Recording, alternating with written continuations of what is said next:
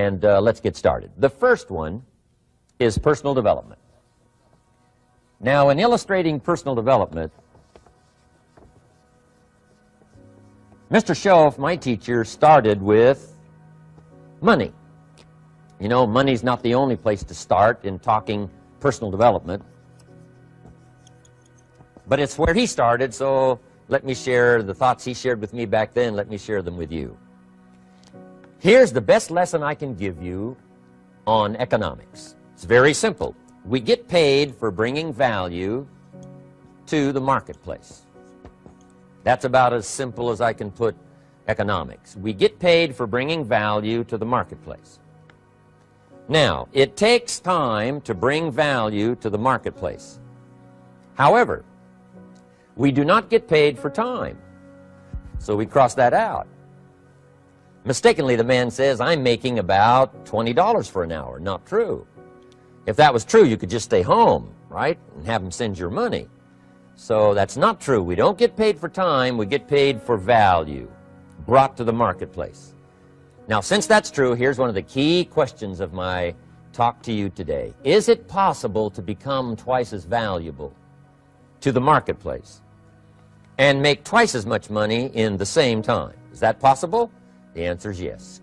Could you become 3 times as valuable as you might be right now to the marketplace and make 3 times as much money in the same time? And the answer is yes. 5 times? 10 times? Of course.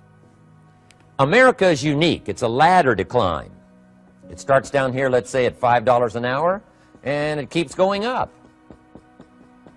Top income last year, $80 million. The guy who runs Coca-Cola. Now, that's a heck of a ladder. That's why everybody wants to come here, right? The boat people are not headed for Vietnam. People haven't plotted and schemed for 50 years saying if I could just get to Poland, everything would be okay. Not true. Everybody wants to come to America. And the reason is because we've got the best wind ever blowing in our favor. We've got the best economic opportunity anybody's had in 6,500 years. And all you have to do is understand it and take advantage of it. Now, there's some key questions to ask here. Why would the marketplace pay someone only $5 an hour? Very simple answer. They're not very valuable to the marketplace. Now, we must underline to the marketplace. This person might be a very valuable brother, yes. Member of the family, valuable, yes. Valuable member of the church, of course. Valuable citizen of the country, yes. Valuable in the sight of God, no doubt. We're all of equal value in the sight of God. But if you're not very valuable to the marketplace, you don't get much money. You say, well, it shouldn't be that way. Well, then you got to start your own country. You know, this one's been in process for 200 years, and this is the best we've been able to come up with so far. But here's the key. You don't have to stay here.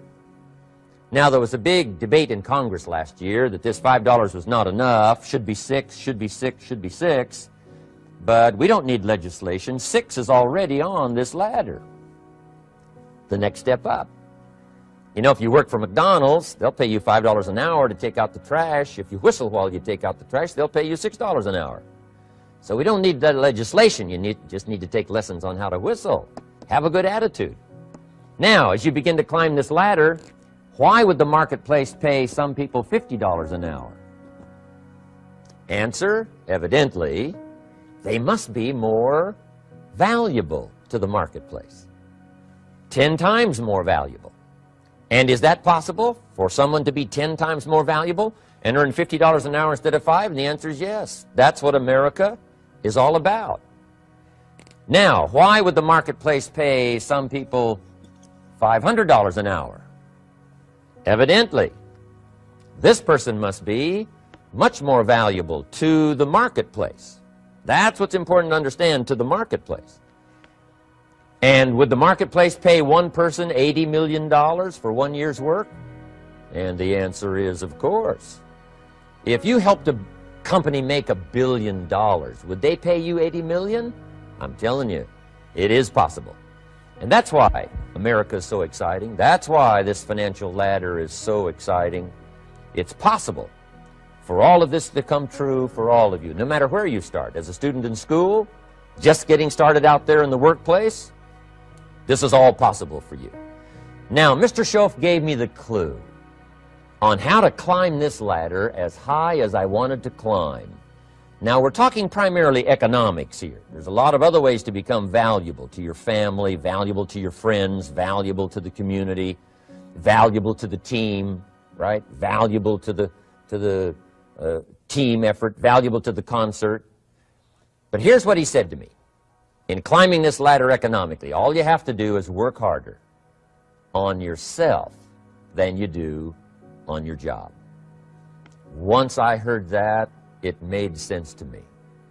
I kept hoping that everything else would change around me, found out that if I went to work on myself, worked on my skills, worked on my language, if I became better than I was each year, if I grew in skills and language and vocabulary and competence, then I would become attractive to the marketplace.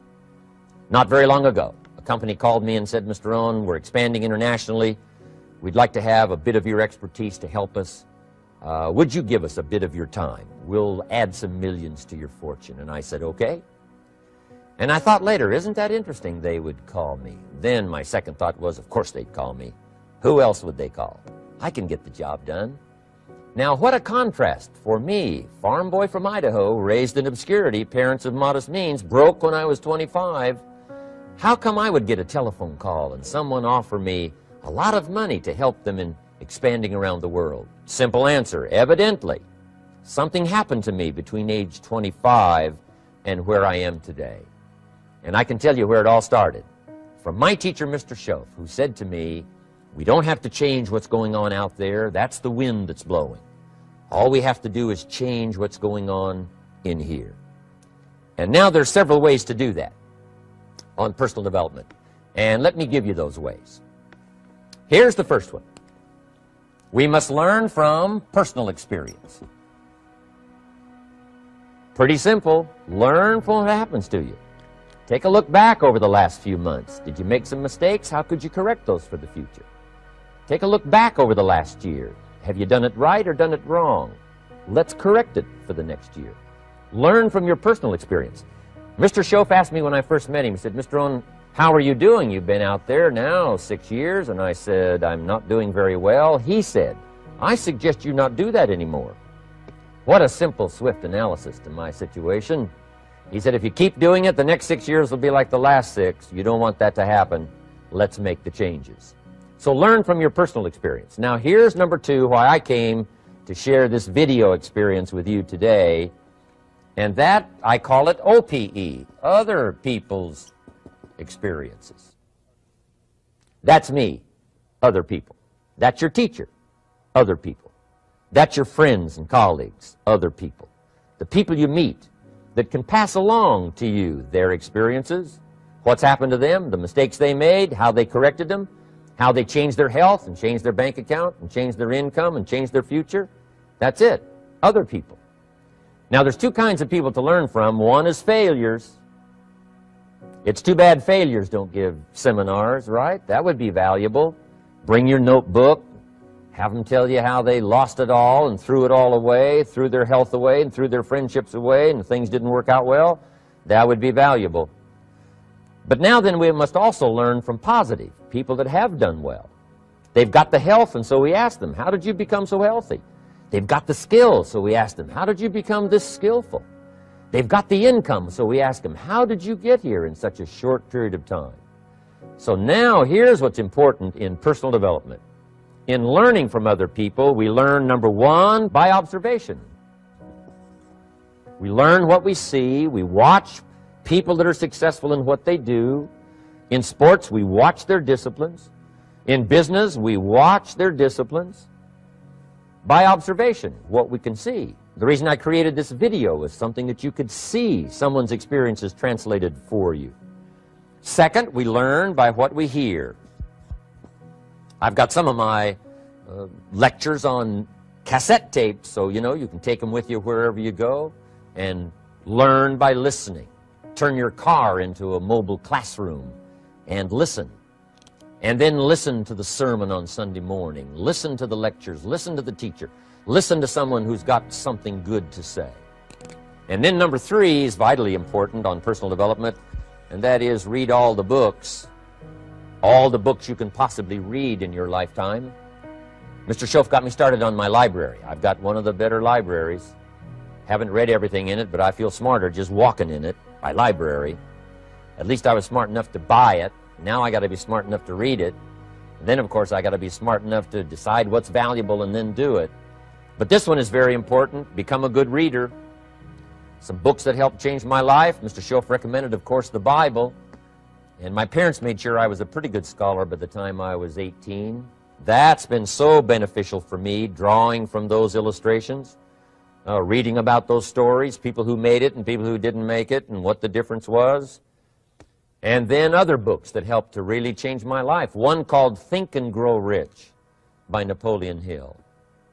And then a book that helped me become financially independent by the time I was 31. And that book is called The Richest Man in Babylon by George Clason. And I'm going to share a little bit of that book with you when I get to financial independence today, our 3rd subject. But I started reading the books, attending the classes, making sure that I got in front of people that had something good to say. And then I started keeping a journal. One of the major things my teacher taught me was to keep a journal.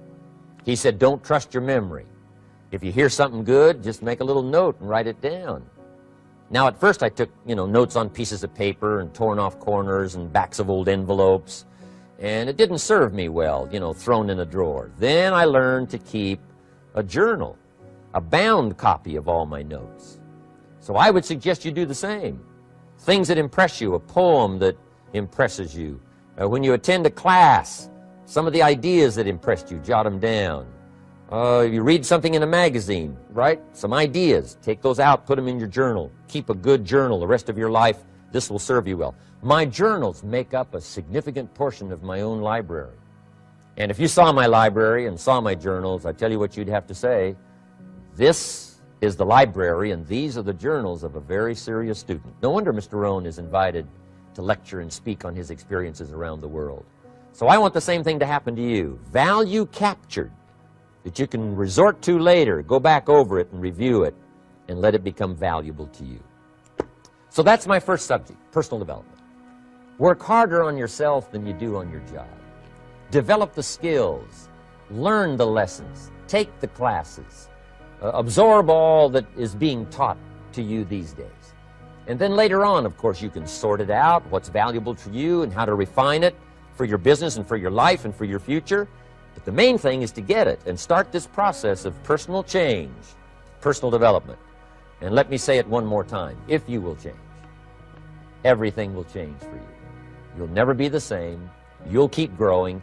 As you look back on a few months, look back on a few years, you won't believe the progress you can make. Economically, your relationship with your family, your friends, and whether you're in sports or economics or whatever, I'm telling you, that whole process of committing yourself for personal change, personal value, can really make your life unique and worthwhile.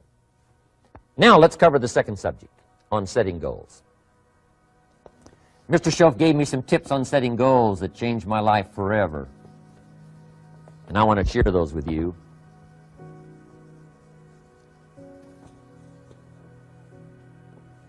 So let's talk about setting goals, and I also want to tie it to personal development, and you'll see how I'm going to do it as I progress here. Setting goals.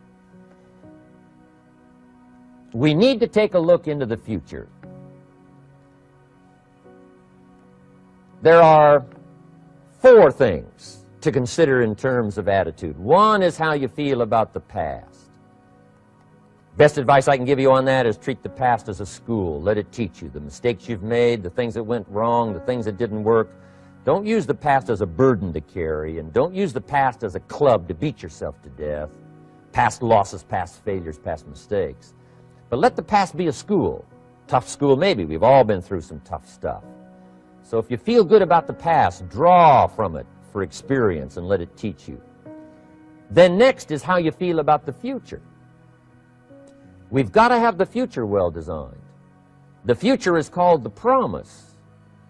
And here's what we teach in our leadership series.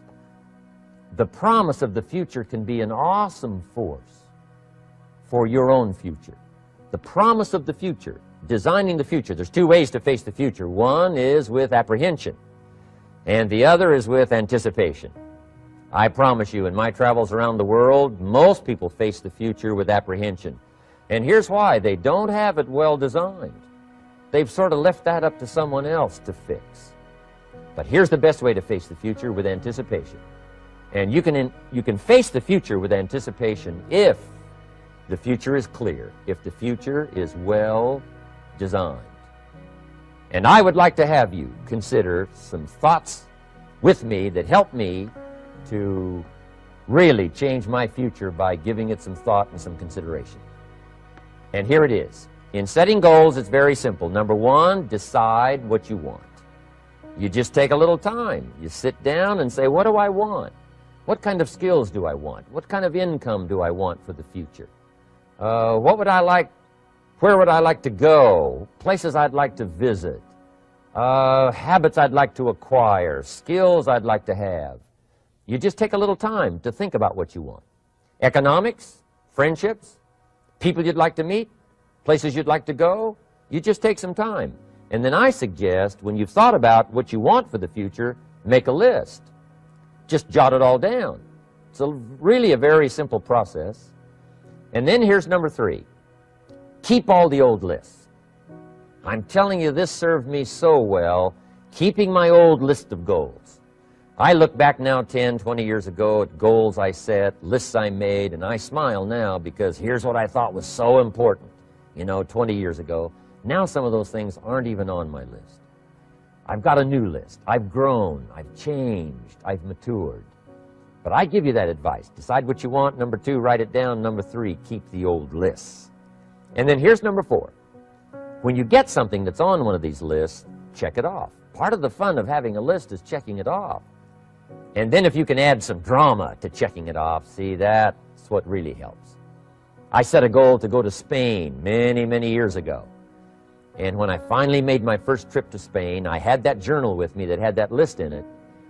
And while I had my journal on my lap, waiting for the wheels to touch down in Madrid, I waited until the wheels touched the runway, and I checked it off. Just adding a little drama. So, part of the fun of having a list is checking it off. Now, here's what's important about the lists and designing your future. If the future gets clear, the price gets easier. Because you got to remember, for every promise, there's a price to pay. Everybody's got to pay the price. Everybody's got to do the deal. Everybody's got to do the disciplines. Everybody has to pay. But here's what I've discovered. If the promise is clear and powerful, the price is easy to pay. The price is some classes. The price is a few books. The price is a few disciplines. The price is finding something that'll make your life better, make you grow, make you change, make you develop. So the first part of the key is to design the promise. Then, what is the price to pay? I'm telling you, the price will be easy.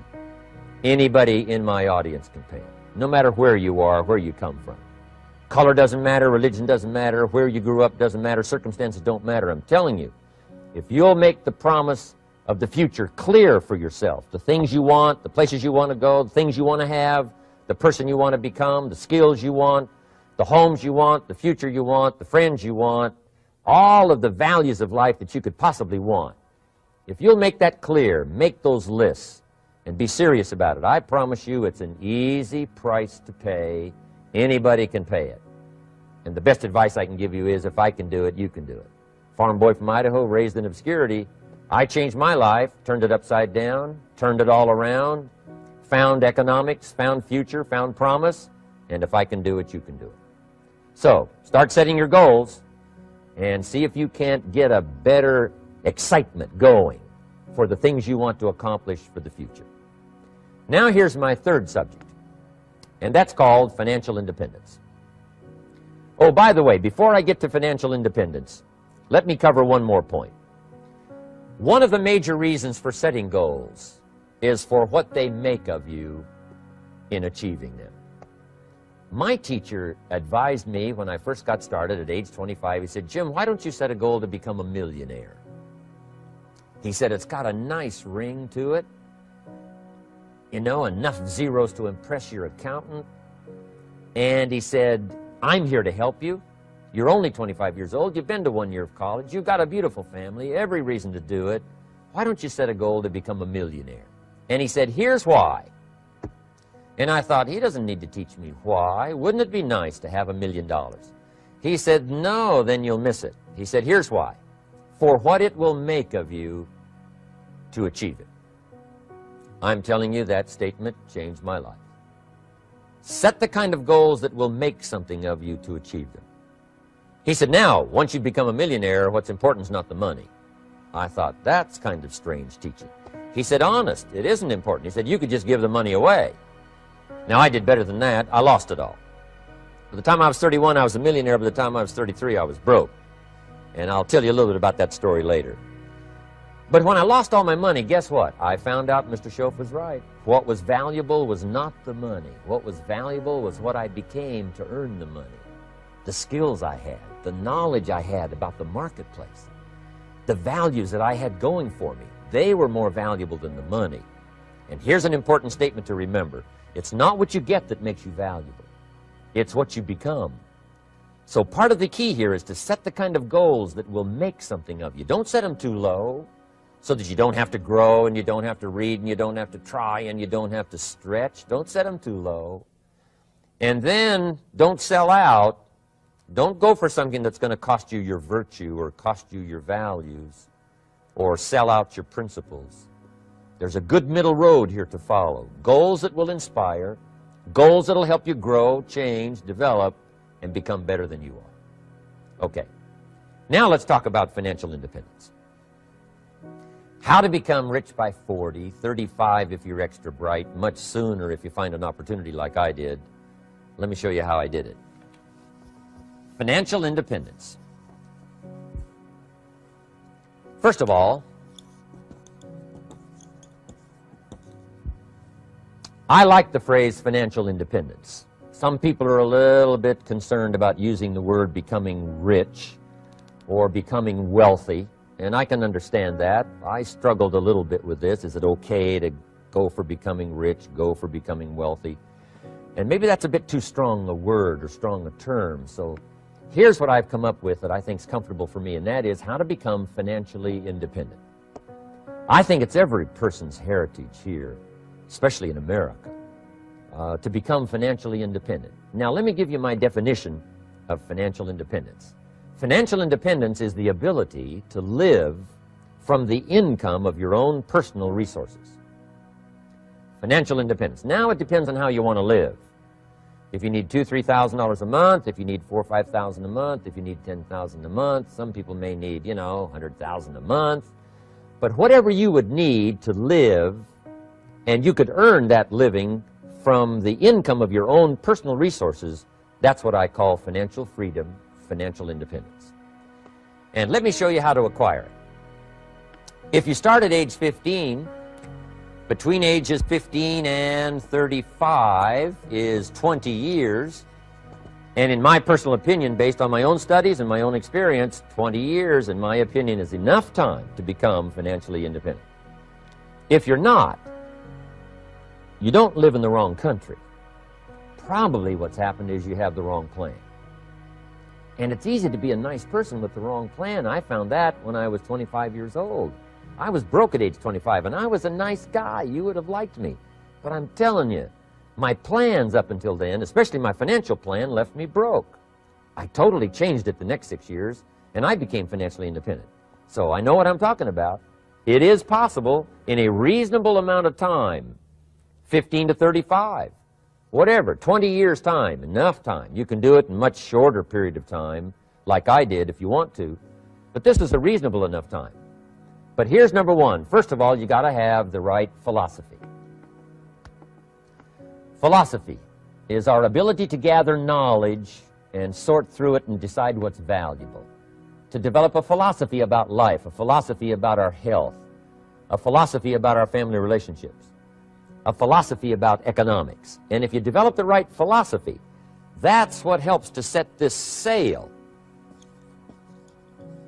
so that in 6 years it takes you where you want to go, instead of winding up like I did that first 6 years of my economics, broke, no money, empty bank account. The right philosophy. Now let me give you a couple of philosophies to consider. Here's the first one.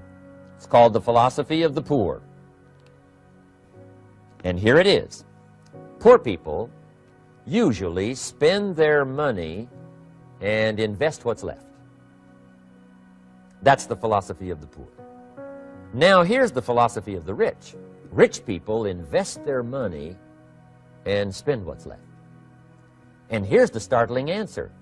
It really doesn't matter what the amount is. What's most important is not the amount. What's really important is the philosophy. So I would ask you to adopt this philosophy of spending after you have invested. Invest first, then spend. And I've got a little formula that I'm going to share with you. Now, what should a child do with $1? I mean, there's a lot of debate going on, I'm sure, across the country on what a child should do with $1. Here's one opinion. It's only a child and it's only $1. What difference does it make? Well, in my opinion, it makes all the difference in the world. A person's economic future starts with a child with $1. Somebody says, oh, no, you're only young once. Let him spend it all. Well, when would you hope that would stop? Somebody says, well, wait till he's 50 and broke like me, and, and then he'll learn. Well, no, we don't want to wait that long. If I would have known earlier than age 25, I would have changed. In high school, if they would have had classes called Wealth 1, Wealth 2, I'd have taken both classes. I would not have waited until age 25. So, the earlier the better. So, what should a child do with $1? Here's the simple premise to begin with. Don't spend it all. And if a child wants to spend the whole $1, you got to say, hey, don't spend it all.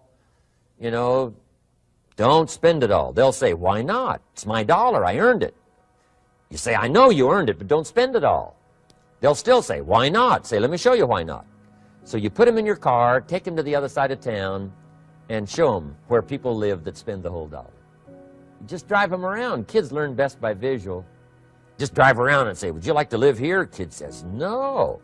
Would you like to live like these people live? Kid says, no, no. Then you can't spend the whole $1. So, kids will get the message. So, take them to the other side of town, show them around, unless you already live there, and then just show them around. Anyway, don't spend the whole $1. Now, let me give you my best view of what to do with $1.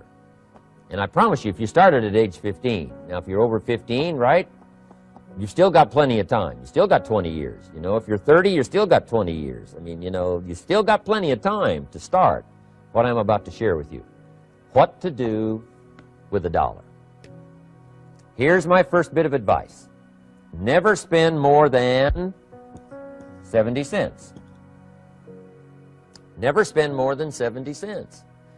Now, you got to pick some number, and the number you pick is going to be determined by your philosophy. It's going to be determined by what you've been taught or your experience teaching yourself. When I first met my teacher, Mr. Schoaf, I was at about 110% of each $1. I'm down at budget finance, hawking my furniture and my car one more time. And then I learned a whole better formula for financial independence. Number one, don't spend more than 70 cents. Now, kids say to me, well, okay, what do I do with the other 30 cents? And here's what I teach them. 10 cents for charity. Charity or church, or helping people that can't help themselves. 10 cents to support worthy projects. Projects that you feel good about. 10 cents out of every $1. It's called being generous with part of what you've taken out of society. Now, in my opinion, nothing teaches us character better than generosity. No class, no teacher, no book teaches character better than generosity. And the best time to start is when the amounts are small. And I know if kids learn these lessons well, they'll give a dime out of $1, help people that can't help themselves, support worthy projects. Or if you belong to a church, they teach tithe, piece of. That's very important. Now, because when the amounts get larger, sometimes it's a little more difficult. Giving 100,000 out of $1 million, someone says, oh, if I had $1 million, I'd give 100,000. I'm not sure. That's a lot of money. So the time to start is when the amounts are small. 10 cents out of the dollar. Okay, next 10 cents I call active capital. Active capital means do something to make a profit. Active capital. Set aside a portion of your income. Wages are okay, but I'm telling you, wages will make you a living. Profits will make you a fortune. So set aside part of your income as capital, called active capital. Any kind of project you can possibly think of, you can possibly come up with. I'm going to write a new book, I think, for kids. I think the title is going to be, Of Course, Kids Should Pay Taxes. It's kind of an interesting title. In California, kids do pay taxes. When a child walks into 7-Eleven, buys something that costs $1, the proprietor says, give me 7 more pennies. And the child says, hey, what's these 7 pennies for? And the proprietor says, that's the taxes. Kid says, well, hey, I'm only 8 years old.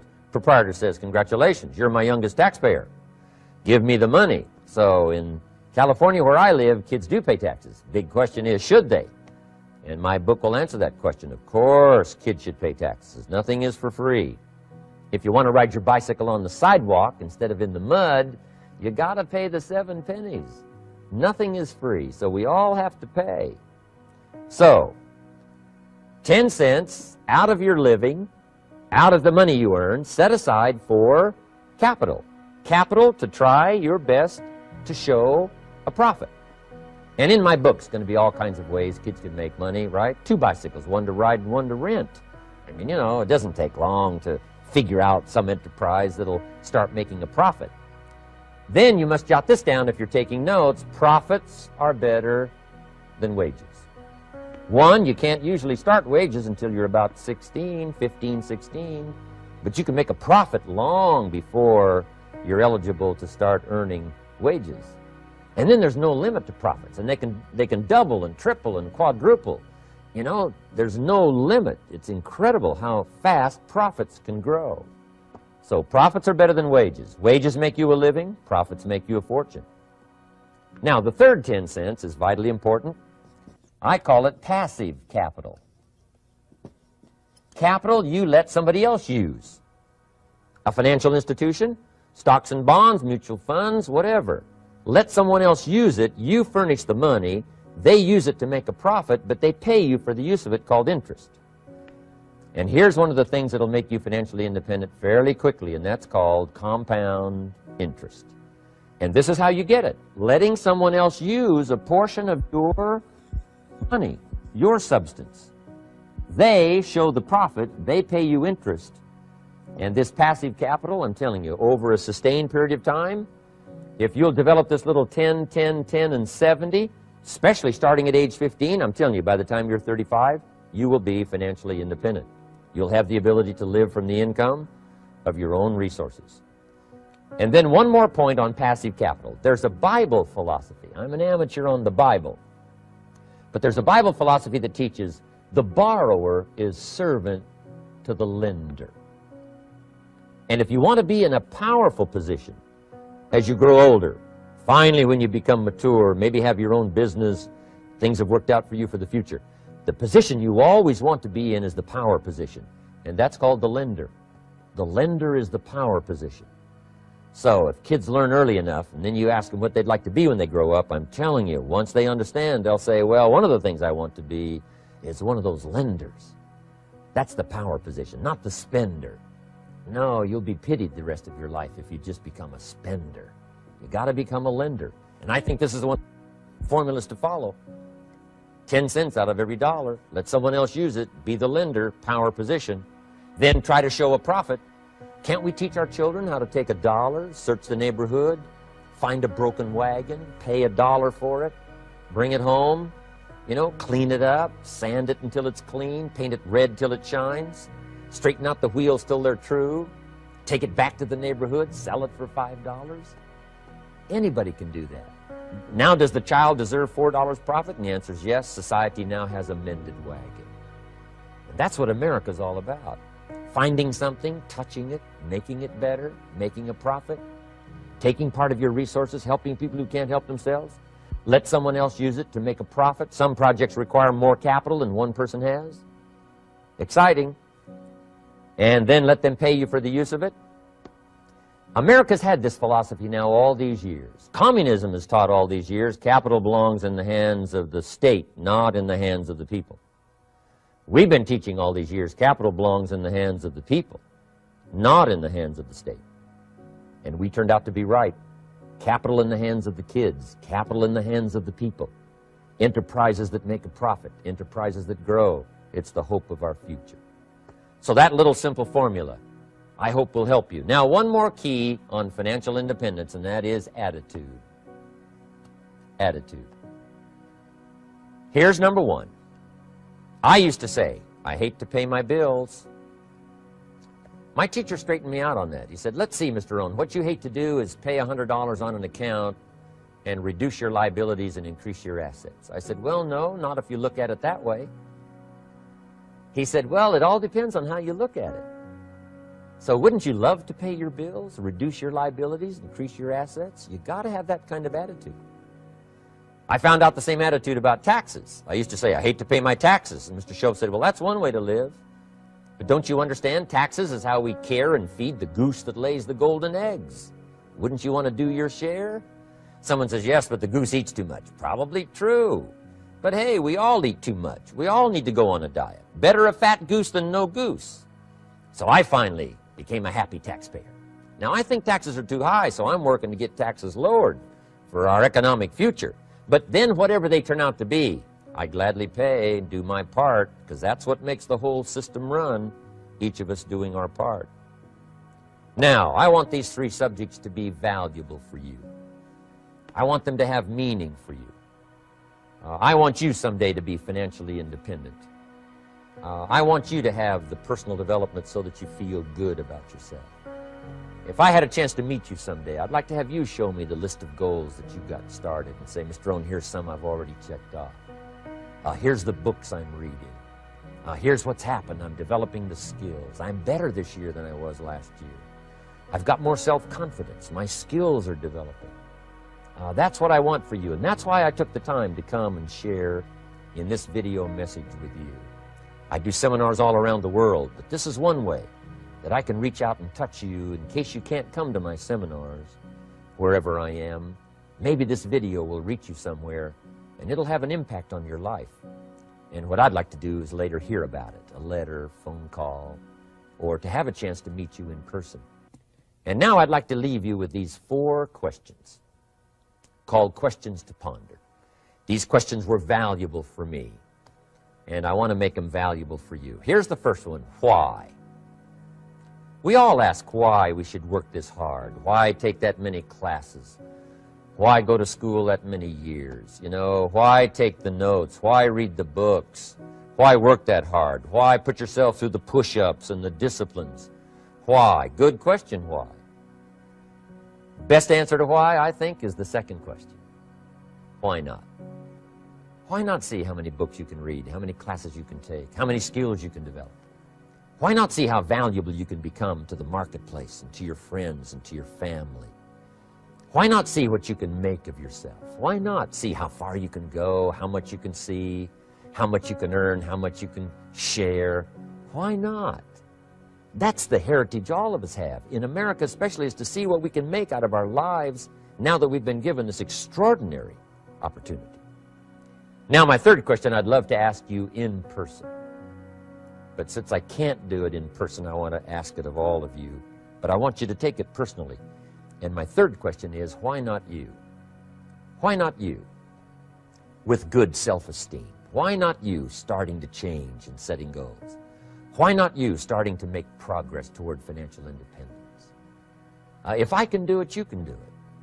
I wished I had a lot more testimonials here today besides mine. A whole steady stream that would come by and tell you their story. Someone who started with nothing, finally run a big enterprise. A mother who was on welfare, now she owns her own business. In addition to my story, I wish I had a lot more. And if all of them told their story, guess how they would probably wind up their story? They'd probably say, just like me, why not you? If we can read, you can read. If we can change, you can change. If we can figure it out, you can figure it out. If we can turn it around, you can turn it around. There isn't anything you can't accomplish. That's what those testimonials would say. And so I want to say it to you personally. Why not you? You've got the brains, you've got the stamina, you've got the vitality, you've got the interest, you've got your life ahead of you, you've got the future. You can do it. If anybody can do it, you can do it. If one of us can do it, hey, we all can do it. And now here's my last question. Why not now? This is a good time as the 20th century starts to wind down, a few more years as we get ready for century 21. What a good time to set your goals, work on yourself, work on your skills. What a good time to get it together. What a good time to start this process. Personal development, growing, changing, developing, having a good plan for your money and for your life and for your future. Why not now? And I hope I have a chance to see you one of these days and share with you the experience, the reaction, the response you might have had from my message today. And until I get a chance to see you on this side of the world or the other side of the world, in some school or some seminar, or maybe I'll come and speak for a company that you work for someday, I hope I get a chance to meet you. Until then, I wish you the best. I want all that I've gotten to be yours and much, much more. God bless. Goodbye.